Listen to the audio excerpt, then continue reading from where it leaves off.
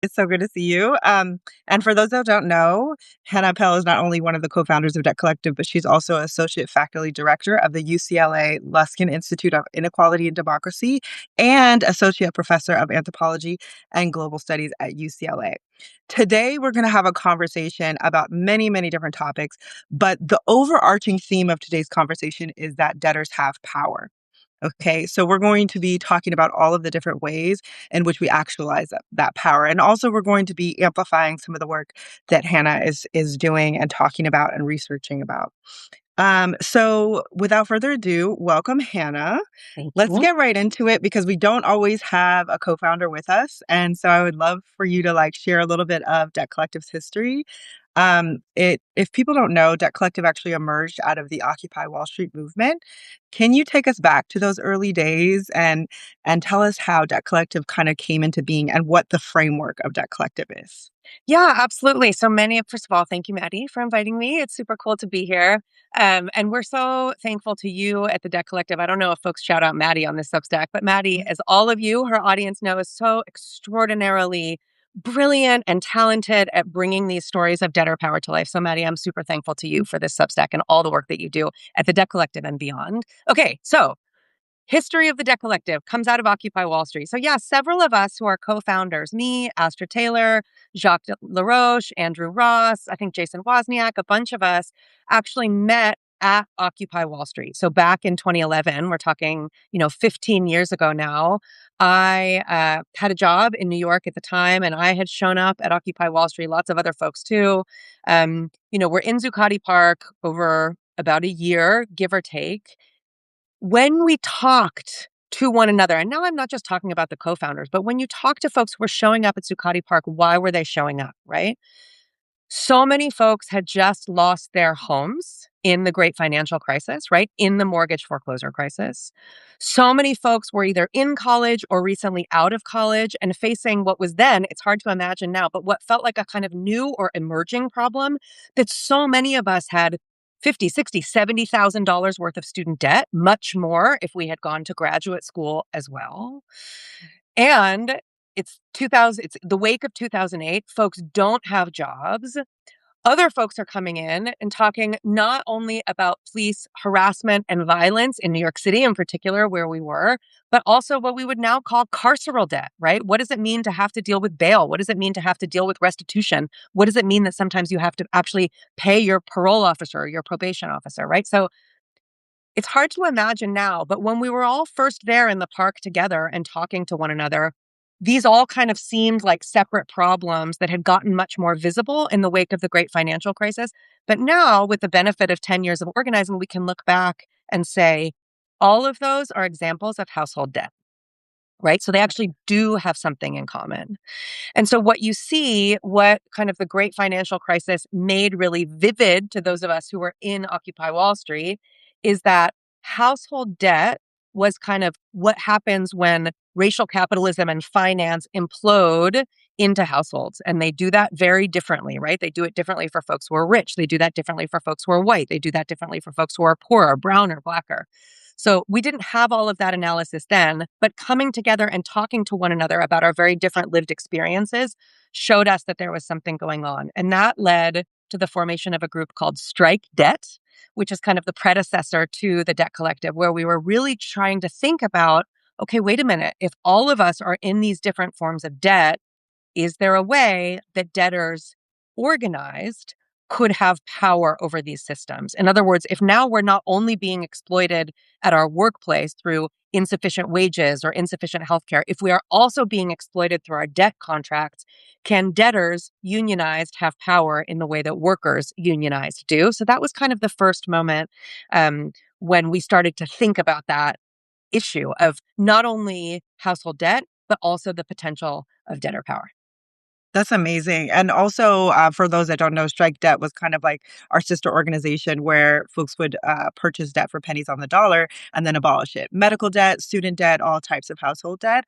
And now Debt Collective has been organizing around the concept of debtors collectively having power. It's like, we kind of co-opt or hijacked a lot of the practices that the ruling class use.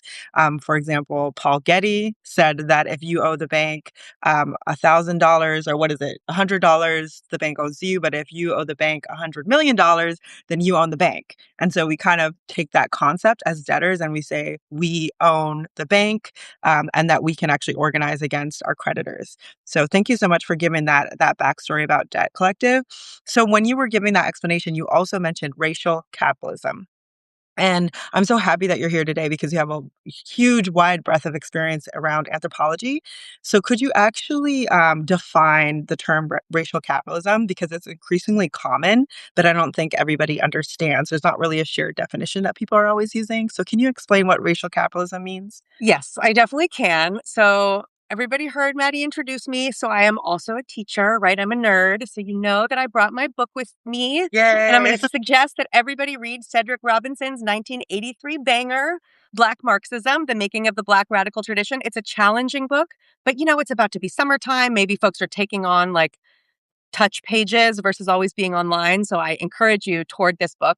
And I'm going to give you a quote. I will define racial capitalism, but I'm going to give you a Cedric Robinson definition first. Okay, so Cedric Robinson writes in the 1983 banger, and I'm going to quote him here: the development, organization, and expansion of capitalist society, and here he's not only talking about the US, but transnationally, fundamentally, that development, organization, and expansion of capitalist society pursued essentially racial directions. As a material force, he said, it could be expected that racialism would inevitably permeate the social structure emergent from capitalism. I, Cedric Robinson says, have used the term racial capitalism to refer to this development. End quote. Okay, so that's like a little abstract. It's obviously an intellectual language. What does it mean? I would say, if I were to kind of translate it into day to day language, I would say it means that race is a material force. Our racial identities shape our access to income, to wealth, to education, to housing, to healthcare, and so much more. So that means that race and capitalism are intertwined and they cannot be analyzed separately. And that also has implications for organizing, right? So if race and capitalism are intertwined and we can't understand, we don't live them separately, we can't understand them separately, that also means that we can't organize to undo them separately. So our work at the Debt Collective, organizing debtors unions, has to be racial justice work, right? If we understand racial capitalism, we know that debtors unions also has to be racial justice work. But it also means that racial justice work has to be anti-capitalist, right? So it is both a kind of historical and intellectual concept, but it's also a descriptive concept about how all of us live inside our racial identities within capitalism with material force. Those racial identities carry material force, and it has implications for organizing. So I think that's where I would start. Yes, that's a great example and definition. Thank you for shouting out that book as Yeah. well. So could you give us like specific example of that? For those that don't know, Hannah Appel is not only is she co-founder of Debt Collective, but also she's specifically doing a really incredible work with our housing team in LA and the entire West Coast. And can you talk about how racial capitalism emerges or shows up when it comes to what's called the housing crisis? Yeah. Yeah, there are so many great slash awful illustrations of how racial capitalism shapes our lives. And housing broadly is a very vivid, lived illustration of racial capitalism. So I'm going to take it back a little bit before I bring it to our current housing work. Just take it back historically a little bit. So now I'm thinking about the United States specifically. In the United States, over the 50s, 1960s, access to mortgages built the white middle class. So access to mortgages built whiteness. One of the things that it's important to understand about racial categories is that they change over time. So if you think about the earlier part of the 20th century, you have a lot of immigrants coming mostly from Eastern Europe, many, although not all of them, Jews in and around kind of Hitler's fascism of World War II, right? It's hard for us to imagine now, perhaps at least some of us, those folks were not considered white. They were considered to be other races, not white. And part of what happens as the GI Bill gives more and more of people who were considered white before World War II and those Eastern European immigrants in the wake of World War II through the GI Bill access to mortgages, those folks, in the words of a very famous book, begin to work toward whiteness.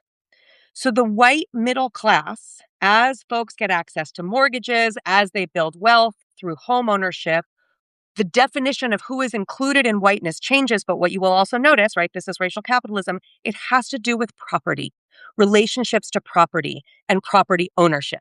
Okay, so you're building a much bigger, growing, heterosexual, white, male-led, white middle class, right, during the 1950s and 60s.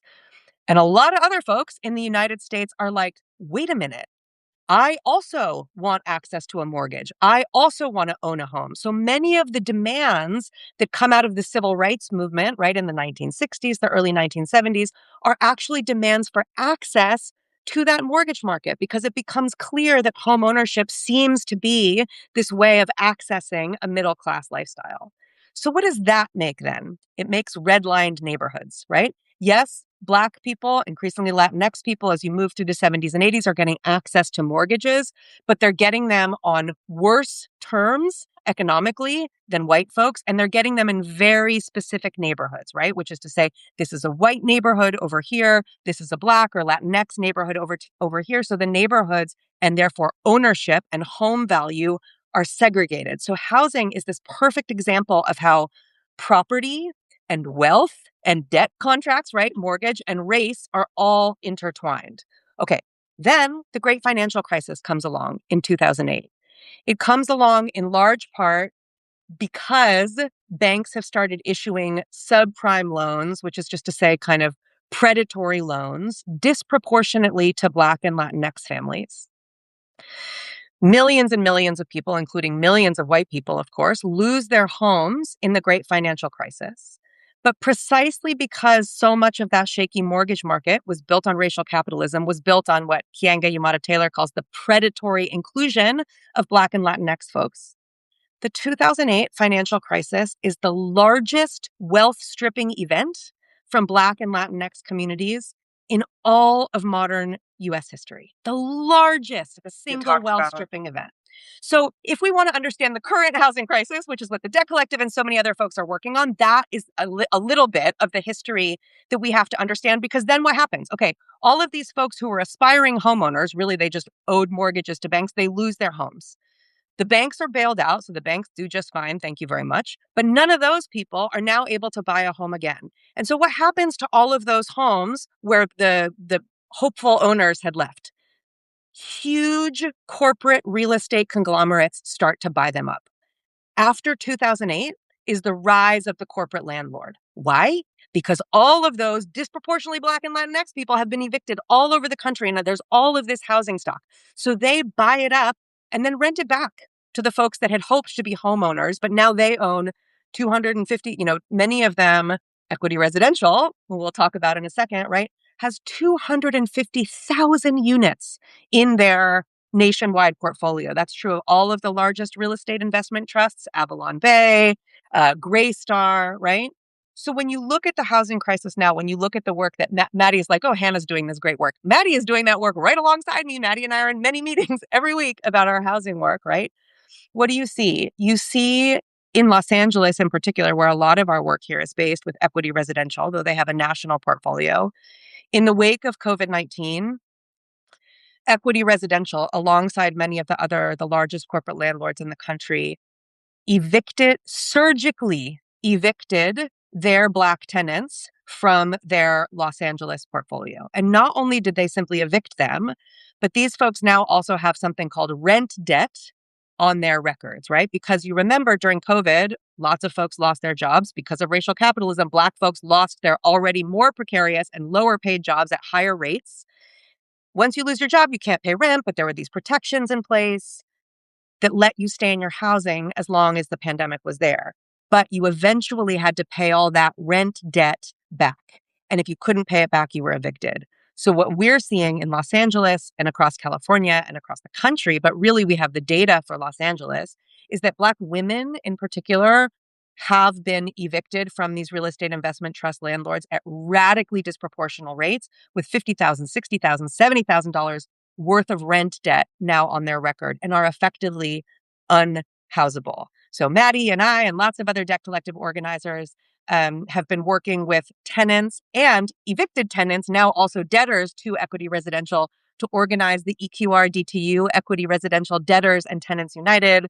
I encourage you to check it out. It's been really great work working with those tenants and debtors and trying to think exactly to this question, right, about how racial capitalism and the housing crisis are intertwined, but how a little bit counterintuitively, we as tenants who owe our landlords every month and we as debtors who owe rent debt might collectively have some power to change this corporate landlord landscape. Absolutely. I just love hearing from you. I learn something new every time I talk to you, and you just do such a great job of like making all of these connections. Because I want to remind folks that we were talking about racial capitalism. Hannah gave us an excellent example when it comes to the housing crisis and how we actually fight back. But just want to remind y'all that a similar I mean, there's different but similar through lines when it comes to the healthcare crisis or the higher education crisis, that we see the ways that racial capitalism rears its ugly head when we think about Black women being disproportionately burdened by student debt or disproportionately harmed by our for-profit driven healthcare system. So, yes, excellent, excellent job. And just want to remind y'all that when they often call something a crisis, the crisis is capitalism, plain and simply. There So, we go. There there we you go, go. Maddie. And as Hannah mentioned, we need tenant unions and labor unions and debtors unions working collaboratively. And one of the things that I've mentioned in other lives before, but one of the reasons why debtors unions in particular are so important is because right now in capitalism in an age of financialization, we're having to go into debt for what should be public goods. So one of the things that I think it might have been you or Asha had this perfect example, which is like the ultra wealthy are robbing us twice. We have to pay for what should be public goods with interest.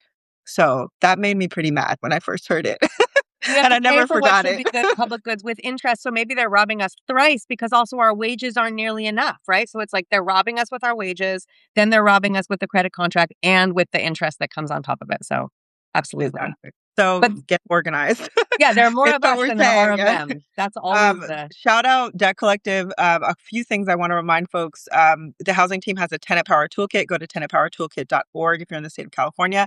There also is a tool called reportmylandlord.org, which you can use to report any scammy, messed up practices of your landlord. Be sure to use those tools. So let's go to the next question because we have a lot to cover. So for those that don't know, as you've probably been learning so much from this live already, Hannah Appel is actually going to be speaking tomorrow as part of our Jubilee School series. This Jubilee School series, again, is talking about college for all. And one of the things that Hannah probably was the one to uplift was this idea that college should not only be free, but freeing. So what she's going to be talking about is not just college for all being freeing in a just like a philosophical or theoretical sense, but also actual organizing. So she's been part of the Move Your Money campaign. And this is a really important campaign in a 10 campus University of California system. So I would love for you to speak just briefly about that campaign and just shout out your conversation, your talk tomorrow. Yes, totally. So thank you, Maddie. Of So course. tomorrow evening, as part of the Debt Collective's Jubilee School, I'm going to be talking about the UC Move Your Money campaign. So Maddie mentioned this, but my day job, I'm a professor at UCLA here. I'm here in Los Angeles. I teach at University of California, Los Angeles. And the UC system, the University of California system, I'm just going to give a teeny bit of background because I know lots of folks come to the Debt Collective because of student debt and because of an interest in higher education. So I'm just going to give some of the background here. The UC system has 10 campuses, right? And you've probably heard of several of them: UCLA, UC Berkeley, UC San Diego, UCSF is like a very well known medical school, but we have 10 across the state of California. The University of California system was, I'm using the past tense here on purpose, the largest and most prestigious public school system on the planet. Now, why am I saying was? So when we say public school, What we have meant historically is that school that is funded by redistributed tax dollars, right? My kids go to public school here in LA. Do I pay tuition for my kids? Substack Live audience, yes or no?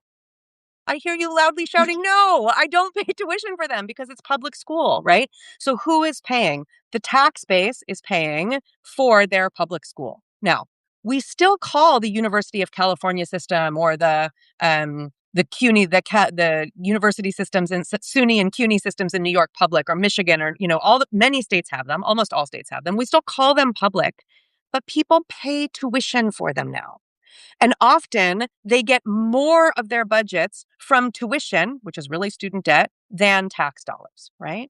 So I think it's important to think that one of the things that the debt collective is fighting for as we fight for reparative public goods is for formerly public systems to be public again, but now not just for white dudes, right? What does it mean to fight for reparative public goods in the present moment? So I teach at the UC system. My family, just my little nuclear family, has like $90,000 worth of student debt. If we include my sister, if we include my husband's sister, we're at like $250,000 of student debt just in our little family. And yet I'm a college teacher and I indebt my students every day, right? So that's the position from which this UC Move Your Money campaign comes, just to give you a little bit about my day job and how I'm implicated in these problems, but also a student debtor myself.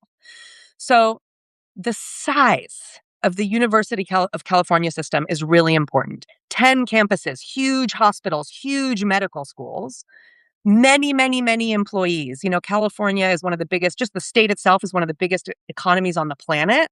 And the UC is one of the largest employers in that huge economy of the California economy.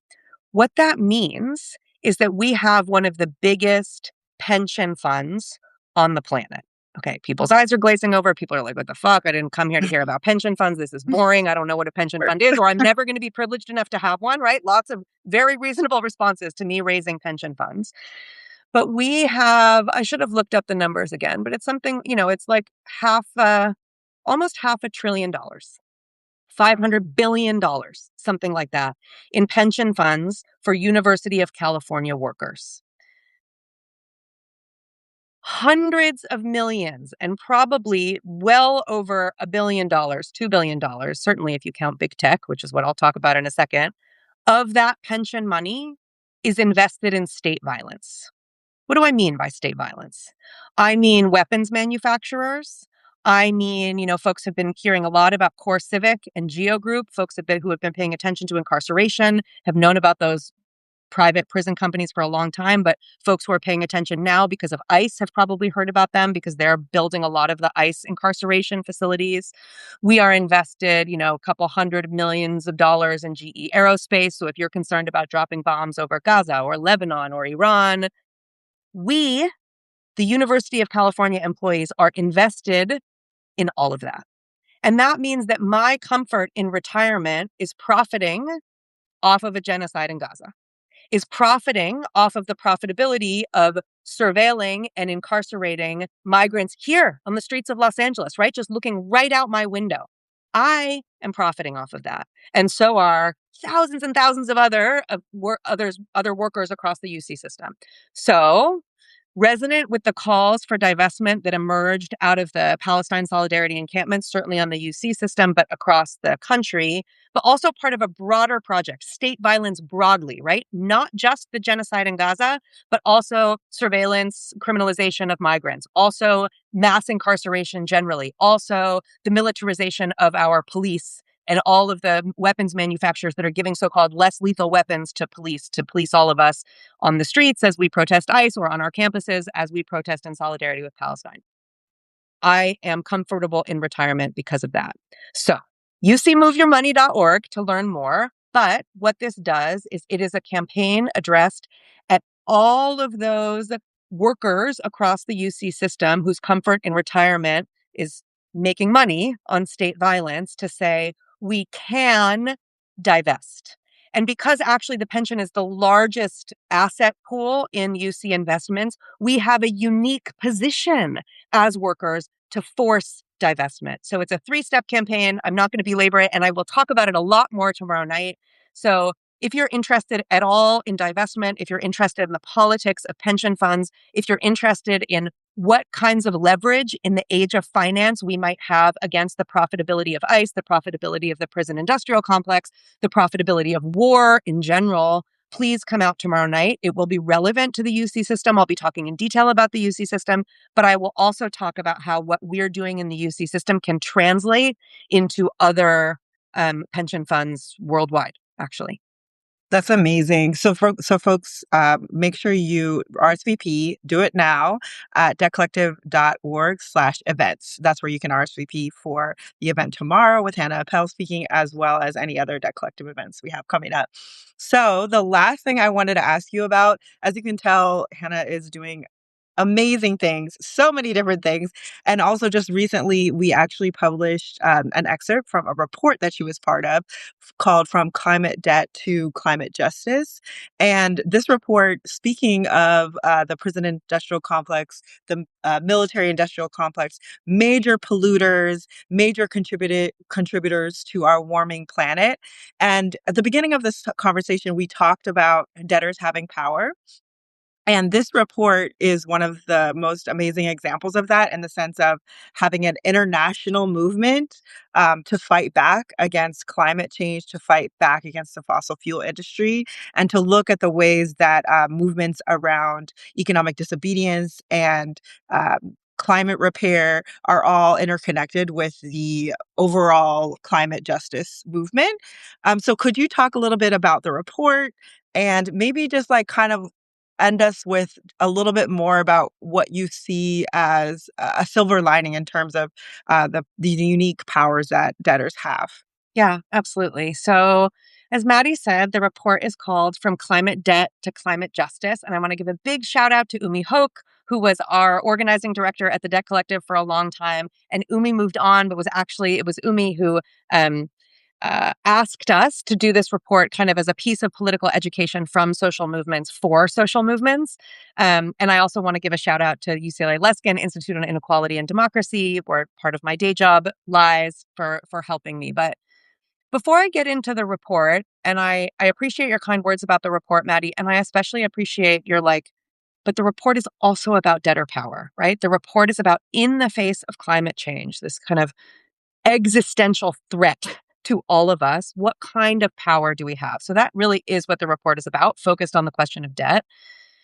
But before I get there, I want to give another series of shout outs because the report was actually a really big collaboration. We did most of the initial work during COVID. So we talked with organizers from all over the world, but really specifically in and from the global south to shout. So I'm going to shout some of them out. And you can read a lot more about what each of these organizations is doing at the intersection of debt and climate organizing in the report. So shout out to Ni Una Menos, who are based in South America, but mostly in Chile and Argentina, and Jason Wozniak, who often pairs us with them. So, like, really great kind of intersectional feminist analysis of debt in the household with the Ni Una Menos folks.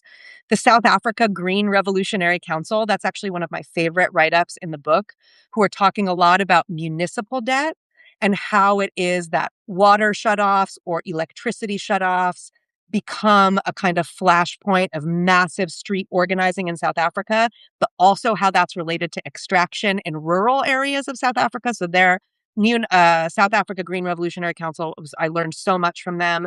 Don't Pay UK, a utility bill strike that I'm actually going to come back to.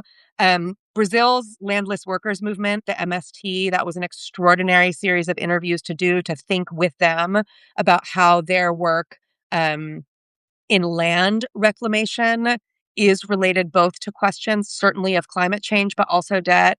Debt for Climate, also based in South America. But then we have the Asian People's Movement for Debt and Development. We have Yas Unidos. And so I just wanted to shout out all of those orgs who contributed their time and telling us how they are organizing. What are the tactics? What are the strategies that they're using in their lived experience? At the intersection of debt and climate. So that's the third kind of chapter. The report turned out to be pretty long. So shout out to all of them. There's so much to say. So I'm just going to say two things that allow me to end on this question of debt as power. A lot of folks know now in the climate justice space that something called sovereign debt, which is to say debt that is owed by governments, especially in the global south, is a central problem of climate change, right? So if you look in the Caribbean and you look at other low-lying islands, they did not contribute to climate change, which is to say they are not the ones who burned all of that carbon dioxide and put it all in the air or who industrialized. Rather, they were always, I mean, it all goes back to racial capitalism, right? It was their resources, their land, their labor that was extracted both as enslaved labor and as plantationed land, right, by colonizers that leads to the increased emissions in the atmosphere that leads to climate change, but they show the effects the most dramatically, right? So low-lying Caribbean islands show the effects the most dramatically. But then their nations, their governments are in debt, so they don't have the money to repair all of the infrastructure that's wrecked, and instead they have to pay that money to international creditors, right? So there's a wide understanding now that sovereign debt is central to the climate crisis, especially in the global south. This report talks a lot about that and hopefully clarifies that and talks about climate reparations. But I think the things that's new in this report is the debt collective angle, right? Which is it's not just sovereign debt. It is municipal debt and it is also household debt. So that's where I'm going to end. Shout out to Maiza Ali, who was my student at UCLA at the time, who I know came on Substack Live with Maddie. She's an extraordinary artist.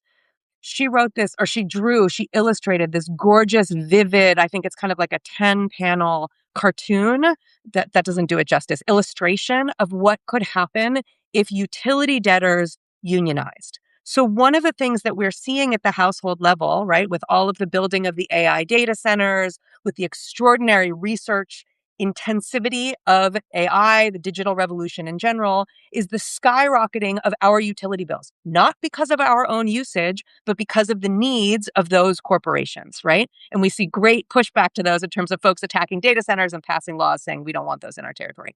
But as an individual utility debtor, when my bill comes and it's $300, I'm like, oh my God, what are we going to do? I can't pay this.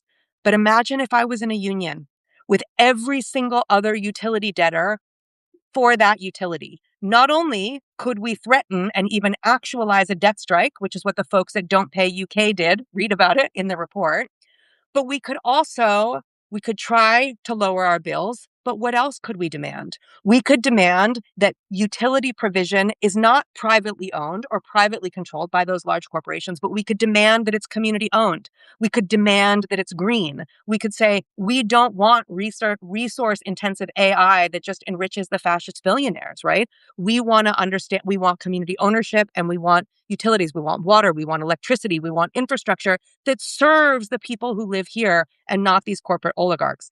Debtors have unique and so far kind of untapped power, right? This is the experiment of the debt collective. And what I just narrated is a utility debtors union or a ratepayers union.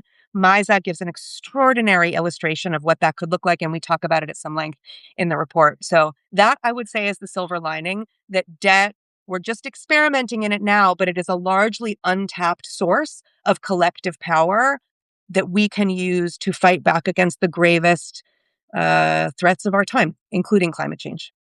Absolutely, absolutely. Thank you so much. And I just want to remind folks, like, I don't think people know like my personal story of how I got involved with the Debt Collective, but I think Hannah and Astra Taylor's just analysis, narrative work, ability to explain things that are very complex, finance, things that I think average working class people are kept from understanding. Being able to understand it really deepened and widened my class analysis in general. And so even though I owe student debt, it's not really about the student debt anymore. I really do want debt abolition. I want full and complete student debt cancellation. But then I also want college to be free for all and also freeing. I want schools to be freeing. And it started to really help me understand the ways that our for-profit driven healthcare system and housing system, and it's all connected. And now basically I'm obsessed with debt. So that's what happens when you join Debt Collective. But I promise you, it's a great organizing home. So feel free to join us at debtcollective.org. We would love to have you. Unionize, whether you're in Debt Collective or in a workers union or in a tenant union. We always have strength in numbers. So thank you again, Hannah, for being here today. Thank you. And I look forward to seeing you. I'll probably see you tomorrow in a meeting. Yeah. So thanks. Yes, you will. Yes. Thank you, Well, have a Maddie. great rest of your day. Same to you. Bye, Dr. V. Bye, Dr. B. Oh my gosh, I didn't see that.